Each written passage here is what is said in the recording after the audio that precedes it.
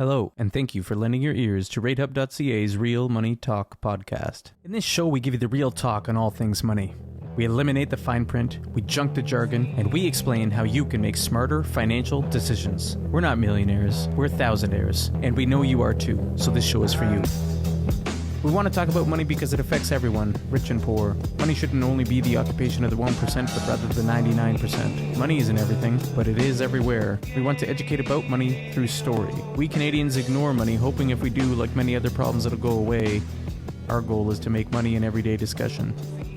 This podcast is brought to you by EQ Bank and the EQ Bank Savings Plus account. Want the flexibility of an everyday checking account with a 2% interest rate? You got it. You'll also get free Interac e-transfers, free bill payments, no minimum balance, and no monthly fees. For easy banking that earns without any everyday banking fees, switch to EQ Bank today. Hey, thank you for tuning in. My name is Tyler, and I'll be your guide for Season 2 of the show.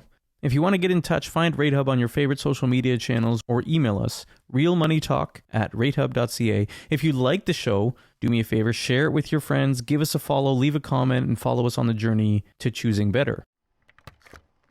David Chilton's book, The Wealthy Barber, tells us that if a barber can be wealthy, given how much they make, anyone can be wealthy.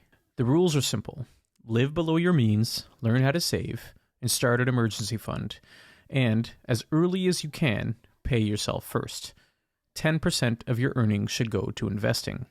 It doesn't have to be complicated. These days you can use a robo advisor like Wealthsimple, Questwealth, or JustWealth, and let the algorithm do most of the work for you. You need to pay off any credit card debt, diversify your investments, and as we age, we should set up wills, get life insurance for our dependents, pay off your mortgage in your 50s, and have 8 times your salary saved by your 60s. If you want a plan, ask the Wealthy Barber. Read his book. It's a classic of personal finance. We decided the idea of a wealthy barber is one worth exploring. So we reached out to Shawnn, owner of the Pretty Rugged Hair Company, and Dee, a stylist at a Duco salon, to ask them about money and gain insights from their 2 unique perspectives. We talk about the industry, building a business, and earning clients. What shines through to me, though, is how universal the learnings are, how we can apply what they say to our own lives. Life is a journey. Happiness, a never-ending pursuit. We must chase our dreams, and if we do, the money will come. If we're happy in our work, if we're passionate about what we do, then we figure out how to live our lives according to the money we earn. That's real wealth. And this is Real Money Talk.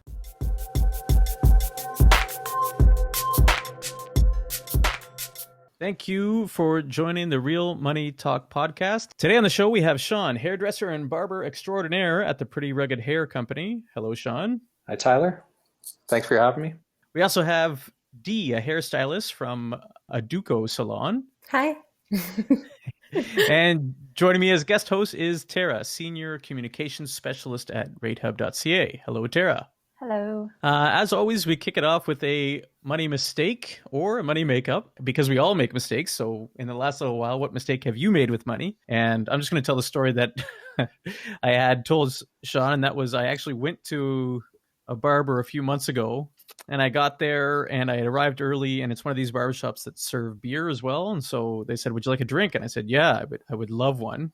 It was a very stressful morning.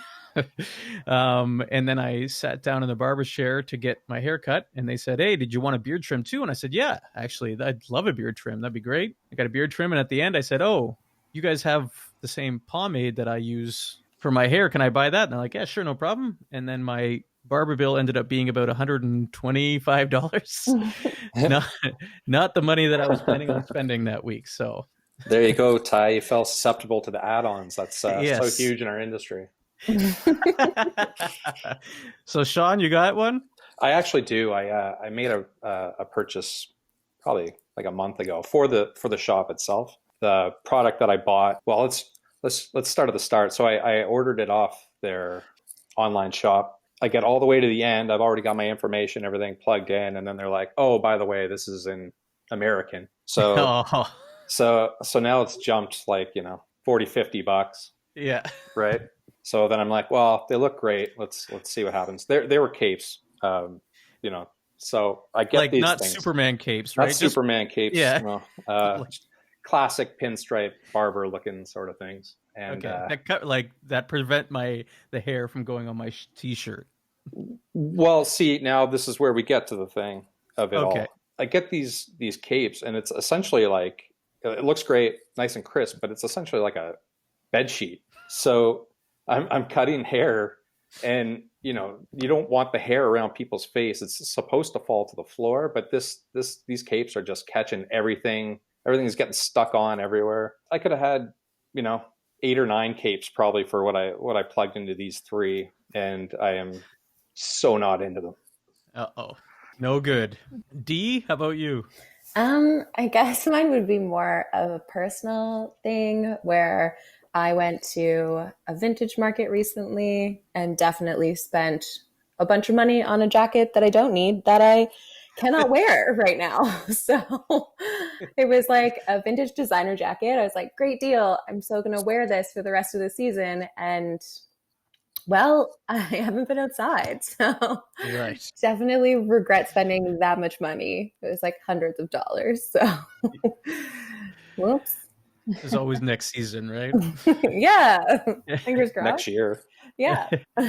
Yeah. Good thing about being vintage. It's always in style. Timeless. How about you, Tara? So I have what could have been a money mistake, so I actually avoided it. Oh. My husband and I were looking at, the mini basketball hoops that you get for the back of your door. Yep.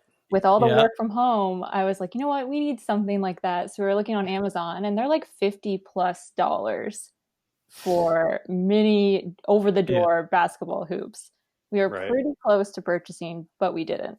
So I think that was like probably for us, like for me, an avoided money mistake for sure. So $50 is a lot. I bought that for my son, and I think he's used it once. So oh no.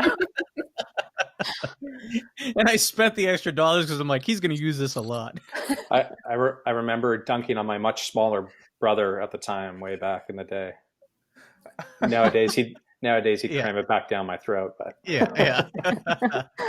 Okay, so I'm interested how you guys basically arrived at being a barber and a hairdresser. What was the path and the journey to get here, and why did you do it?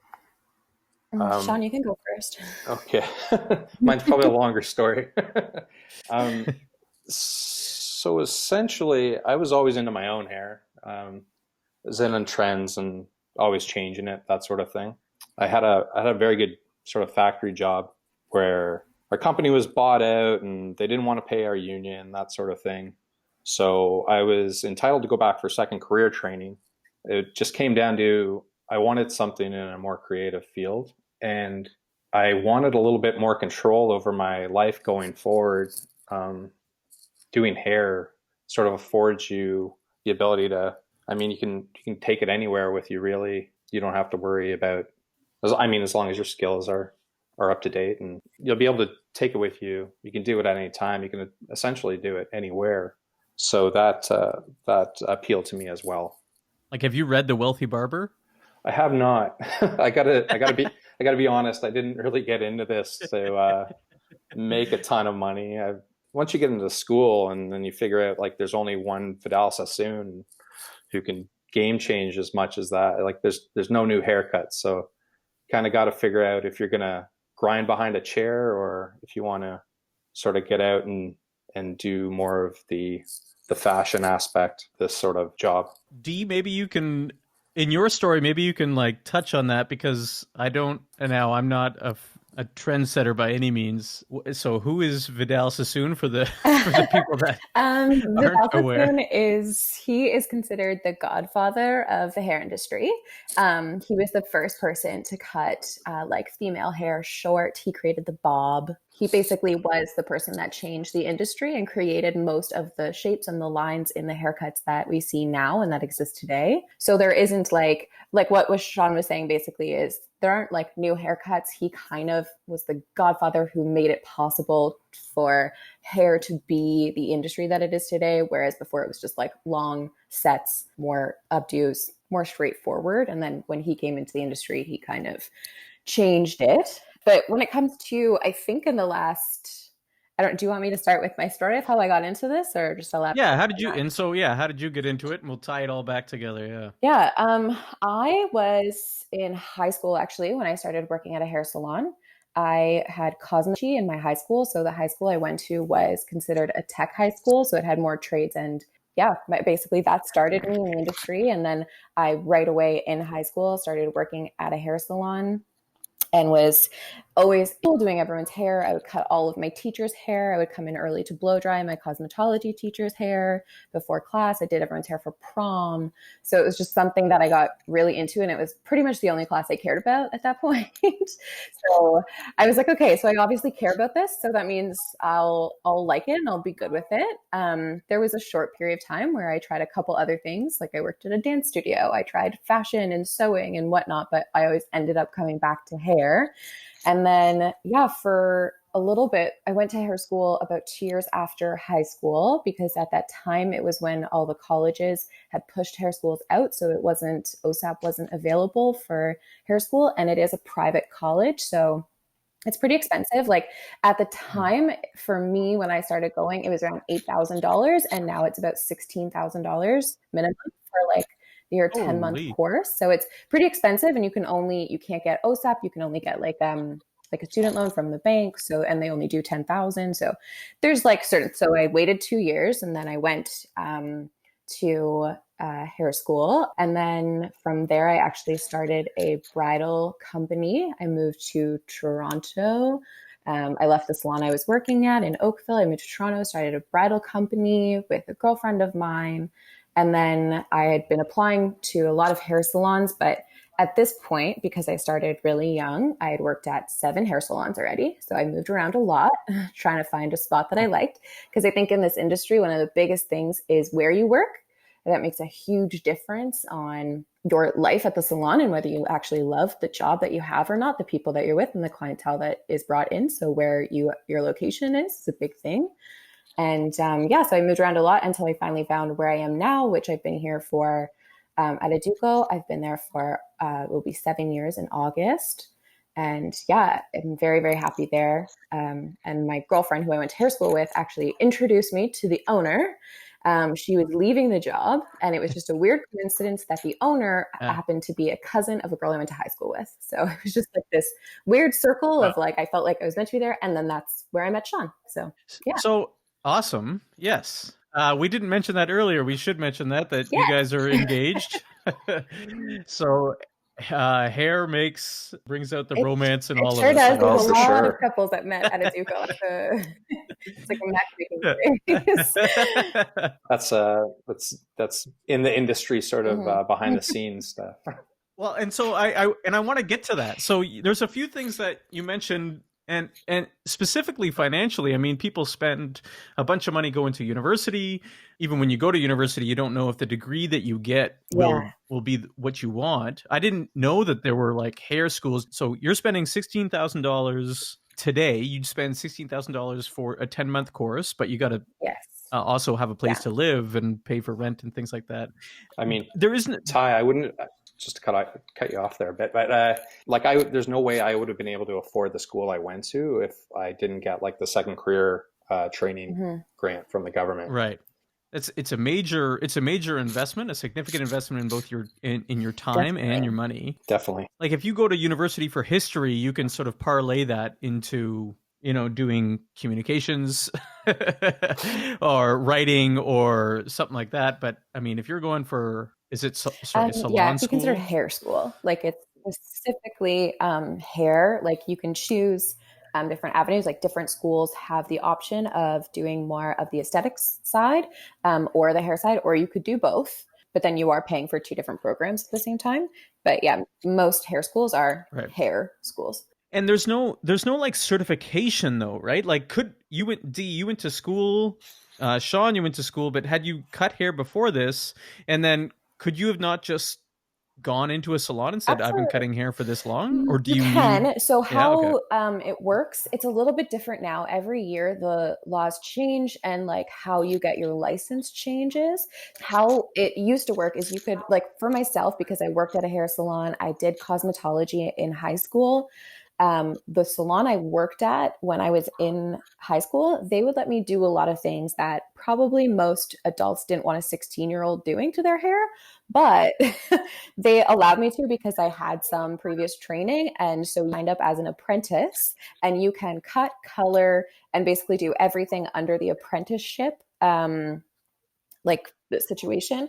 You can be an apprentice for that hair salon that you're working for, and they are responsible for you basically. So then there's a book that you would fill out. You have to cover all these bases, and your sponsor slash trainer, usually the salon owner, would fill out every part of it. And then they, once that book is done, you can actually write your exam for your hair license.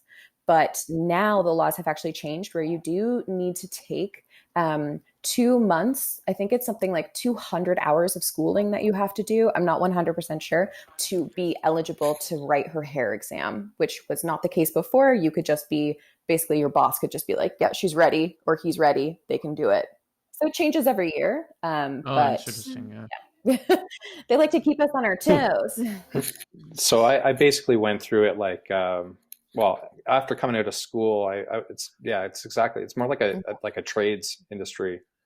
I mean, you still have to learn on the job. There's only clients, like you have to sort of get into a rhythm and get the experience, and you can't do that all in a school sort of setting. A huge part of it, and most people will say this, is and like now that I know from like going to hair school, and I was very lucky to have worked at hair salons before going to hair school, because in hair school there's a lot of things in the salon that are not realistic that you're doing, that they get you to do, that you're like, this would never happen in real life. I would never do this to someone's hair in real life. So I was happy to have the previous experience to know that. Whereas that's what I noticed with assistants coming in when they just only have hair school experience and they come into the salon. Majority of what you learn is actually in the salon.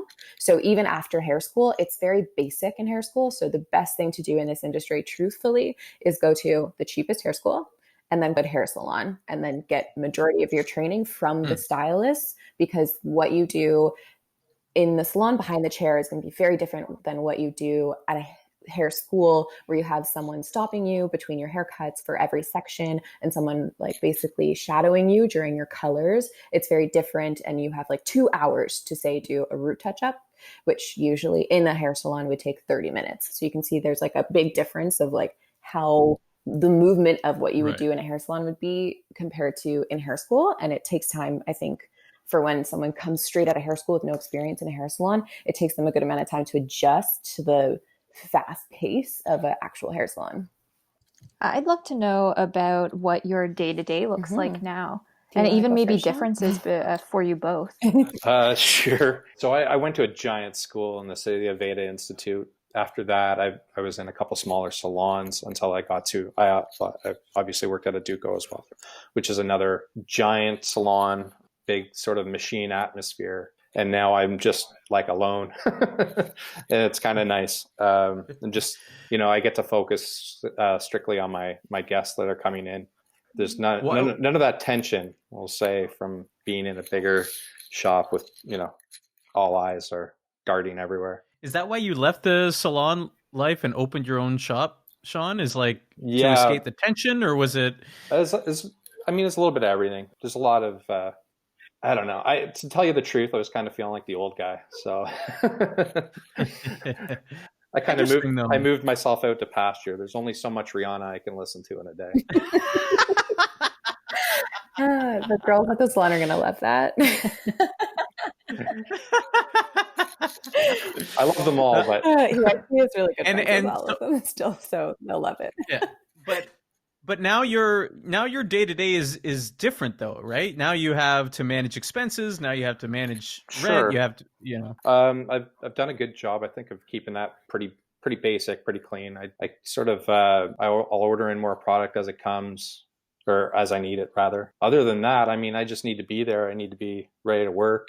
The end of the month, I got enough to pay my rent and pay my utilities and pay the man, and that's give myself a little bit, and that's what it's like. Dee can speak to more of the other sort of pay schemes that can be in salons, but I kind of prefer this. Right. Yeah.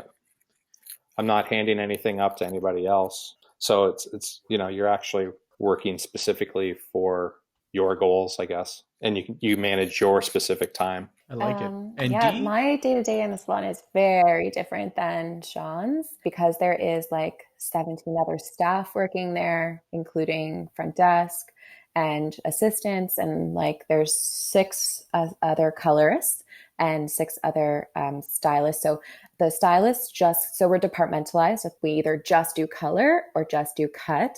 And by just, I mean like for myself, I do color is my primary thing that I do. I would be considered a balayage specialist. I do, which is like a style of color. You're welcome. Thank you. Yeah. Other than that, I do bridal hair extensions, and I also am the color educator for the assistants in the salon. But yeah, so it's a very fast-paced lifestyle, like at the hair salon. But like for me, I actually really love that. I really love when I'm surrounded by a lot of people, and I like when there's like a lot going on. I think I like thrive in those types of situations.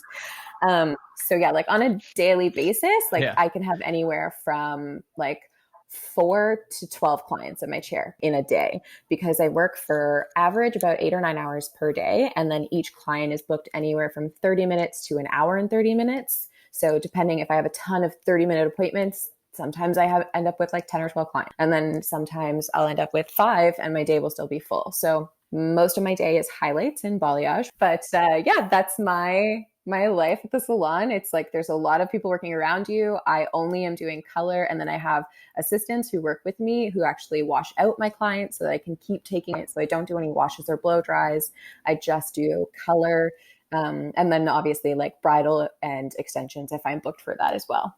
With so much happening in a day, like how much money do either of you stand to make? Like if you're dividing, like I don't know how it, like are you paying the assistants or is that and also to add to that, and I'm not looking for specifically you, but just how in general it breaks down, because I've heard like, oh, sometimes people pay for chairs and then they just it's like a rent deal, or how else is it? And I also want to know like the general costs of being a hairdresser or a barber, because one of the things that I learned was that, scissors, I thought, it's like, well, you can just buy a pair of scissors. They're $20. You're fine. But apparently not quite. A little bit more. Do you want to start with the salon stuff? Yeah. Okay. So how it works where I am is I get paid commission. So I'm solely commissioned. So if I don't have clients, I'm not getting paid, which you kind of work your way up to that. So the salon I work at, you start on a salary basis where you are getting paid, like say you would start as an assistant. So you would start at minimum wage, and then you every like 6 months to a year, depending, would move up in salary. And then when you are about to get what is called on the floor, which would be working behind the chair, having your own clients, not assisting. That is when you're on the floor, and you would be working hourly until you gain enough clientele that you are financially secure enough to go onto a commission. My salon is very different in this way because most salons actually now will hire you hoping that you have a full clientele of your own if you are coming on as stylist, right, and you will be straight to commission, or you have a 3-month probation of hourly and then you're straight to commission. So it's your responsibility to build your clientele within that time period. The industry now is very different, where before it used to be, I think, a little bit more hourly / commission, where some places would do 50% hourly, 50% commission, where you would have like a half and half situation, where if you had a client, you would be getting paid commission for that client. And every salon is different. Some salons pay 30%, some salons pay up to 60% commission. Everywhere is going to be very different. And then you would get like a base salary for when you don't have clients so that you still make some money. But where I am, yeah, I think it's a good situation where the assistants are getting paid hourly by the owner of the salon. We pay a service fee per client. So that pays for the color I'm using, the assistant, the water, the salon, basically, like all of the things that I need to use in the salon per client. Everywhere is different. Like some places have where you actually measure out how much you're using, and you pay like one tube is $9, the next tube is $12 of color and measurement and shampoo and blah, blah, blah, blah. It's just easier to have like a base price of you pay this much money per client. So that way the salon could the assistant that's helping you and all the stuff that you're using. For a colorist, the service fee is a lot higher than a stylist, because the stylist is only using shampoo and their own scissors that they paid for. So I think it's about half of the price per client. And then when it comes to chair rentals, again, it's very different. Like some places, if it's a smaller salon, it can be anywhere from like $250 like a month, $250 a week. It just depends on how busy that salon is. And majority of this industry now, it's a little bit more competitive because we have social media. So for myself, I find I have to, like my salon gets a lot of clients. They get about 100 new clients a month on average, which is a very high amount of new clients coming in, but they have really good reviews on Yelp and Google. And they are like known because they've been around for about 17 years. Where what happens to the older stylists, so someone like myself who's been there for about 7 years, you don't get fed, which is when new clients come in, you are not given new clients anymore. So you have to get them for yourself, because what they want is those people who are hourly. They want those people hourly to be making money for the salon. So that way they are bringing in new clients to the new hourly people. So they get a new clientele and build their clientele. It helps the salon build money because they're only getting paid a certain amount per client. They're not getting the commission off of it. Right. And then for the older stylists, we need to use social media to gain our clients. So majority of my clients I get are from social media and basically asking for reviews of people writing reviews about me. So my name is out there so that I can gain clientele. And then that's how. So you're almost like an independent contractor in a way, to the yes, salon. For sure. Yeah. In a way. And so Shawnn, switching to you then, how's your social media game? One. That's a cheap dig, buddy. That is cheap dig. And like, what are your water bills? I mean, that's that amount of money is like nothing. It's pretty small compared to, your electricity and rent and stuff like that. Okay. As far as, I only got the one sink, right? So, I'm using it like 7-8 times a day, maybe. The real investment comes with your time in this industry. It's you go to school for a year, then you're on the floor for a year, then you build your guests for a year and a half. That's where you're really like investing in yourself going forward. And then a lot of times, like, sorry not to interrupt you, Shawnn, but a lot of times, like, it's like a known thing in this industry is after about 4 years, it usually takes about 4 years to actually build a good, steady, like clientele base where you have like loyal clients that continue to come back to you and refer people to you. And then you actually wean out the people who maybe aren't the nicest to you or always asking you for discounts and stuff like that, who don't, it's like a respect thing where you, after about 4 years, end up with clients who mutually respect you and you respect them. And you have this really nice, like great loyal clientele. And I find every hairstylist I've ever talked to, they're like, I'm totally hitting that 4-year mark where I've got my loyal clientele. I love all of my clients. They're so good to me. They're so nice to me. And I just keep building from those clients. So I find it takes like a good 4 years before you feel secure. Right. In this industry. And to that, I'm just around 2.5 years now the shop's been open. So I'm still building, still getting my feet in. But you're also bringing over your clients from salon, or is it now that you've set up in a whole new, it's like starting all over again? It can be almost like starting all over again. You'll have people, people want to go to either somewhere near their house or somewhere near their work. It just makes their life easier. So a lot of people say that, I'll come over there, but they tend to go. Yeah, exactly. Yeah. They tend to go in the wind. You know what I mean? But did you want to talk about tools? You mentioned scissors and stuff. Yeah. Earlier. So just touch on some of the tools, like what if you were a brand new barber or a brand new stylist, like what tools do you need in your arsenal, and how much is a toolkit to put together? I mean, just going into hair school, and this was not like the top of the top stuff. I think that bag was like $1,500. Now there's a bunch of junk in there that, you know, I didn't use at all after hair school. And obviously since then I've had to replace, you know, clippers. I'm really hard on trimmers. They're like, you know, $125. I go through probably a couple of those a year. I've got good clippers now, which are a little heavier. They tend to last longer. So they're in around $250 a piece. You got to have a couple of those depending on what you're doing with somebody's hair. And then the shears themselves, I mean, they can go from, like, a good pair can go from like $450 and you're going up to like $2,000. Unbelievable. Yeah, and then you have to get those sharpened. Like, how often would you say, Shawnn, you have to get your scissors sharpened? I mean, you want to do it. I guess it's a really good pair. It depends on the style and on your style of cutting. But yeah, you want to do that annually, probably. Like, you don't ever want them super sharp all the time either, because you never know when you're going to nip. Usually when they're freshly sharpened, you will see hairstylists with cuts all over, like between their, like the webbing of their fingers. So basically when you're cutting hair, you don't want to go past your second knuckle. And if you do, that skin is a lot like fleshier. And those tips of those scissors, you just get little V cuts like crazy. Oh yeah.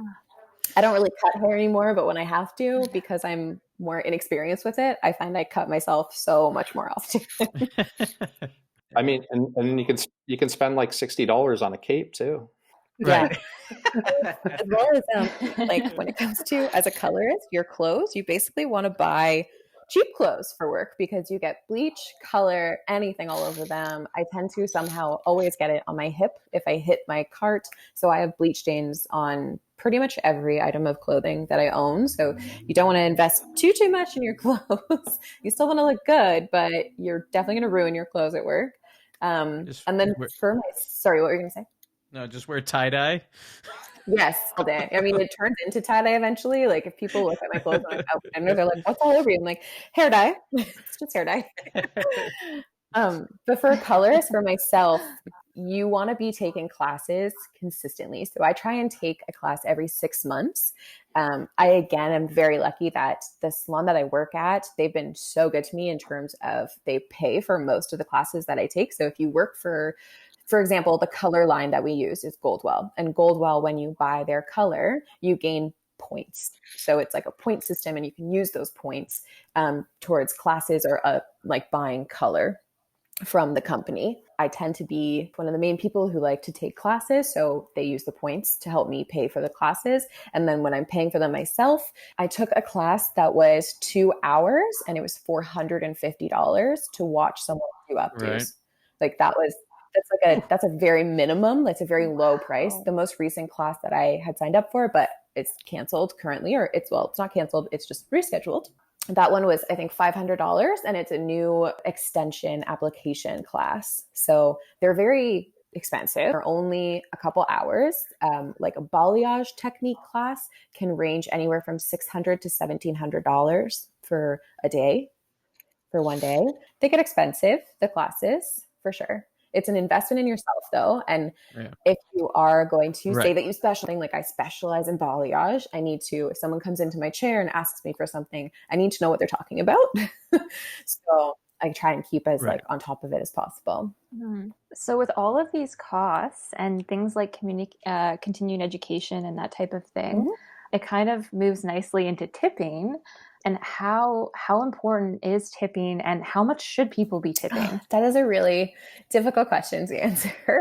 Yeah. Okay. So when I was in hair school, I was a server as well. So I've definitely always been a little bit generous with my tips because I've been in the service industry basically my entire life, like through high school, all after high school, while I was in school. So tips has always been like a big portion of how I get paid, basically.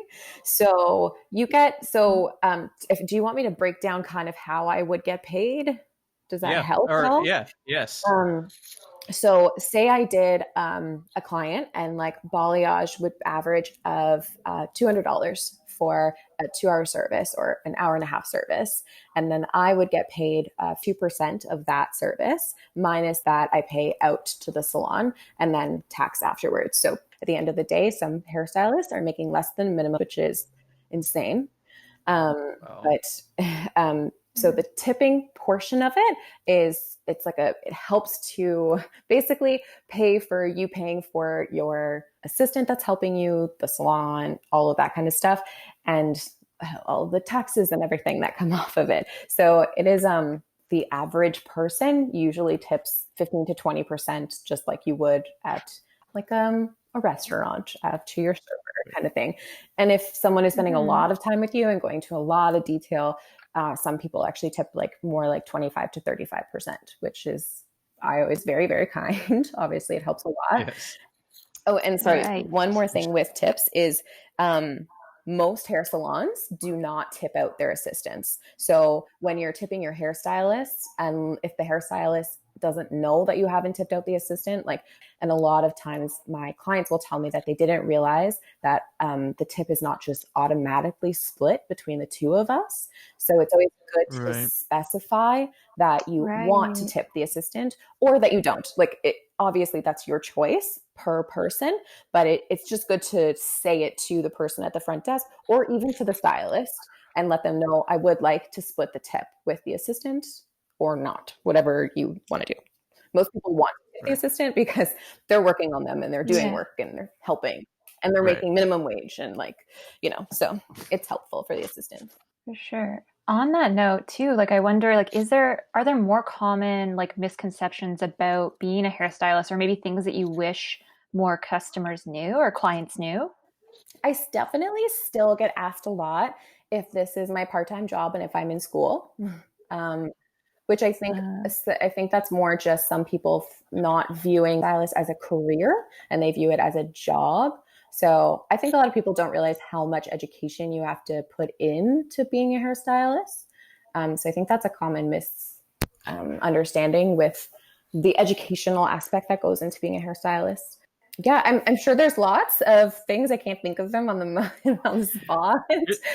Here's a question that I gotta ask, and this might be more tailored to Shawnn, but I'm always curious about it. Do you want to have a conversation with the guest, or? I think we're both going to answer this completely differently. Yeah. So I sort of leave it to the individual in my chair. I usually have music going. If they want to chat, I can chat a little bit. I prefer to focus. If you're not saying anything to me, I'm just going to work away. Just how I prefer to get things done. I mean, when you're, to tell you the truth, Tyler, you've been there and you've been trying to get a conversation going with me, and I'm just sort of, you might as well not, you might as well be talking to the mirror in front of you, right? I don't know. I mean, probably another reason why I'm not in the salon anymore. I'm not good with the chit chat per se. So I like to focus on the work. Unless you want to talk about my Maple Leafs or something like that. Yeah, I find it so funny because the only reason I talk is because I feel like I should be talking. Right. But I also look at it you guys have to stay up to date. You have to mind your P's and Q's. You can't. You can't be conservative and liberal at the same point. You got to see what they're saying to appease the person in the chair, I guess. No, I'll shut that down immediately. If somebody wants to start politics or religion, I'm not even messing around with that. I feel like it's a universal salon rule where we're no politics, no religion, just leave it alone. You don't need to get into conflicts while you're doing somebody's hair. Right. It's just not necessary. I think I'm in the same boat where if you ask almost any hairstylist, especially if they're doing something intricate on someone's hair, they definitely would probably rather just be focused on what they're doing because you're still doing a job and you're still focusing on it. I personally am a chatterbox myself, so I can talk all day. And I feel like at this point, some of my clients are family. So it almost feels like we're catching up after not seeing each other for a while. So sometimes it's hard for me to even get out of conversations. And I'm always late for my next client because I'm talking so much. Right. So I love a conversation. I love a good conversation. I'm a people person, I think. So But again, you always read the client. So like my sister is a great example of this. She really doesn't like talking. And she always tells me that she would rather just me not talk to her.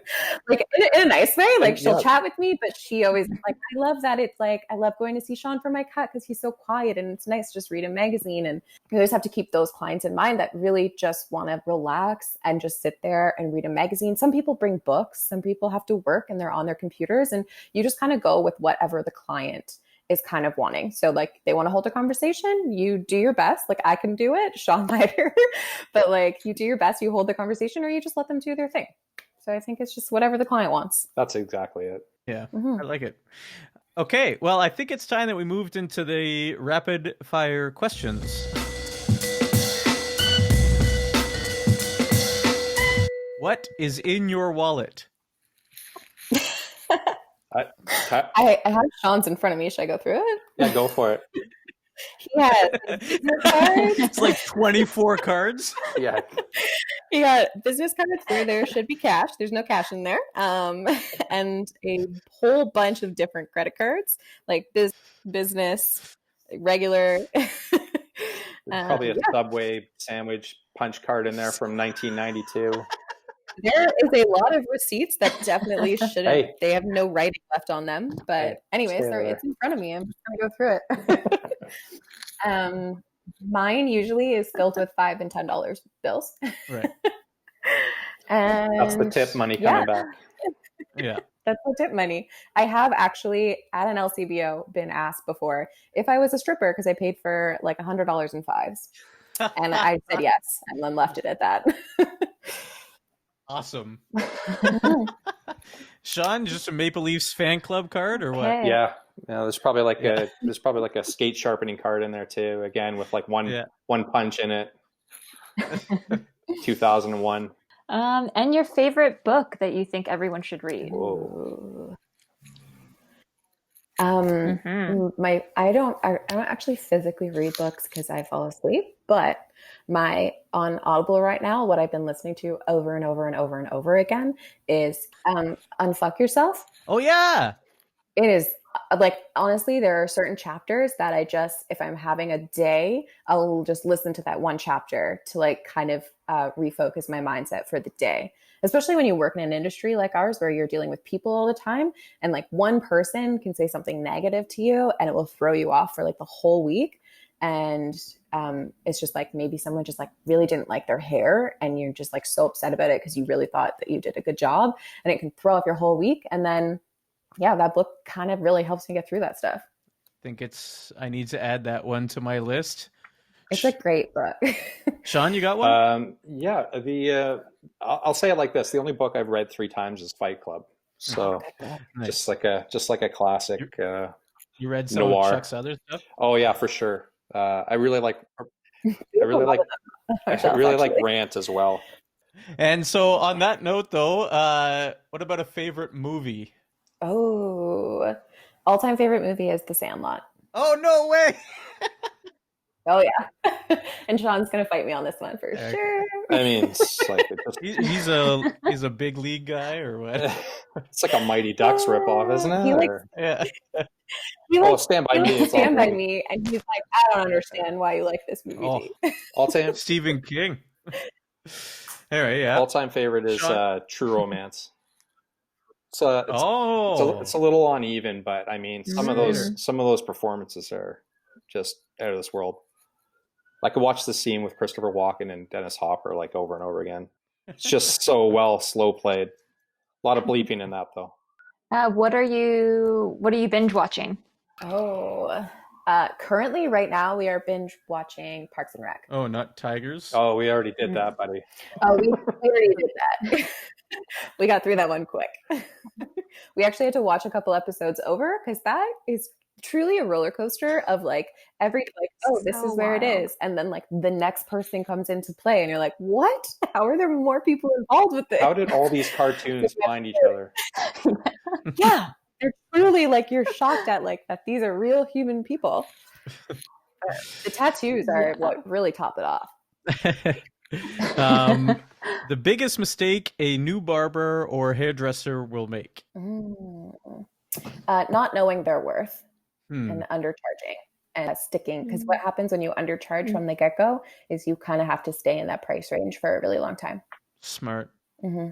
Shawnn, you agree? Yeah, that's a big one. I go more with play to your strengths. Don't compromise what you think is going to be best in the haircut, because if they come in and they want something that you think is going to look horrible, it usually does. Yeah, it's best to sort of stick to your guns. You either do exactly what they want so they can then see it and how it doesn't look great or unflattering or whatever, but never compromise between the two looks, because then neither of you are happy.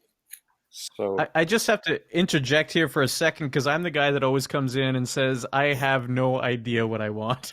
Well, with that salad, how could you, right?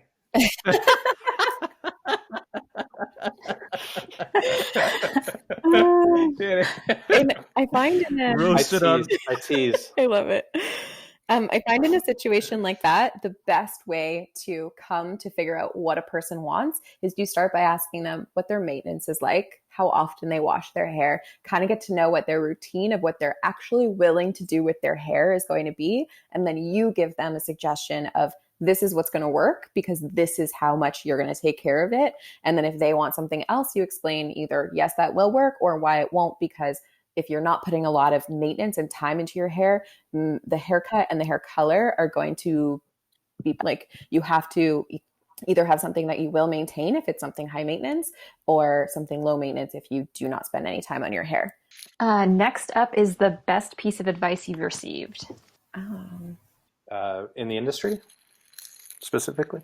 Or even personal. Honest, for myself, I think that the only thing that's ever really stuck with me, and it's like the most simple thing ever, is this too shall pass. And that's kind of how I have to think of a lot of things. Like in the industry, if you're dealing with someone who's really difficult and just not really nice to you, they're not going to be in your chair forever. And just like in general, like it just, I don't know, it's an easy one, but it does help, especially right now. For sure. Yes. Yeah. I was like the old adage of keep your head up. Just make sure you're aware of everything. That's to that end. Mm-hmm.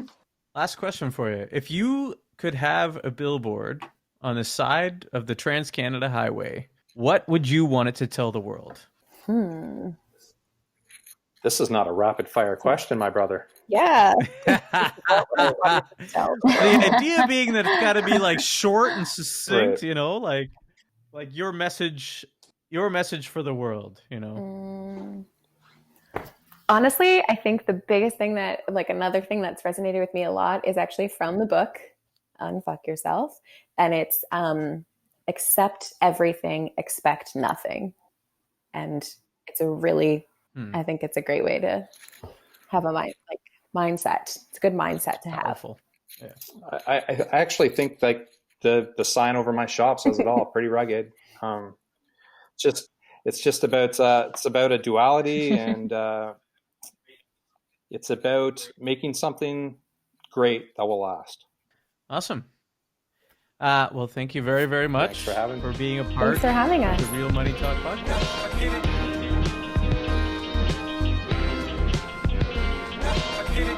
Hi, my name is Amanda from Project Decimal, a financial literacy initiative from Ratehub.ca. Here's your financial tip for the week.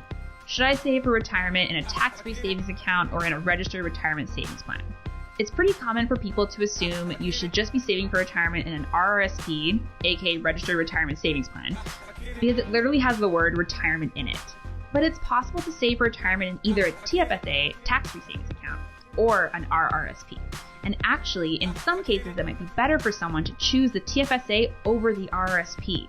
The key to deciding where to put your money hinges on understanding the tax benefits for each account. TFSAs are tax-free on the earnings of your investment. You'll pay income tax on the money you're putting into the TFSA, and you won't get that income tax money back. But when you withdraw from your TFSA, you won't pay any taxes on the money that you're withdrawing. RRSPs are useful for deferring income tax. People tend to think of RRSPs as a way to save on income tax because when you file your taxes, you get back the income tax on the money you put into the RRSP. But when you withdraw that money in retirement, you'll have to pay income tax on your withdrawals for the RRSP. So that's why we say RRSPs are income tax deferring and not income tax free. I'll also note that RRSPs are tax-free on the earnings of your investment as long as the investment stays within the RRSP. Because as I just mentioned, the moment you withdraw the money, you pay taxes, with some exceptions like using the money to purchase your first home, for example. When it comes to retirement and choosing where to save, we want to make the choice that will minimize the amount of money we're paying in income tax. So if someone is early in their career or expecting to bring in more money in the future and therefore might be in a higher income tax bracket, it may make sense for them to bite the bullet, pay their income taxes today, and save for retirement in a TFSA over an RRSP. If someone's currently a high earner and expects to withdraw less than they earn today from their retirement fund, it might make sense for them to save in an RRSP and defer their income taxes until they're in retirement. So just to reiterate, the key to deciding where to put your money is to understand the tax benefits of both the RRSP and the TFSA, and to understand where you are in your earning potential over your lifetime. To learn more, visit Ratehub.ca/decimal.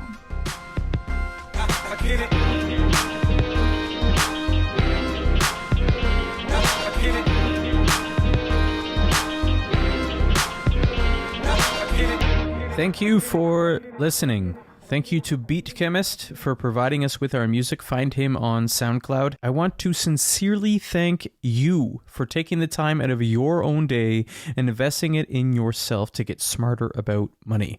Head over to Ratehub.ca to learn more about making smarter financial decisions. If you want to thank us, please leave a review on Apple Podcast and follow us on Spotify. Thank you for listening. Let's help Canadians choose better with their finances.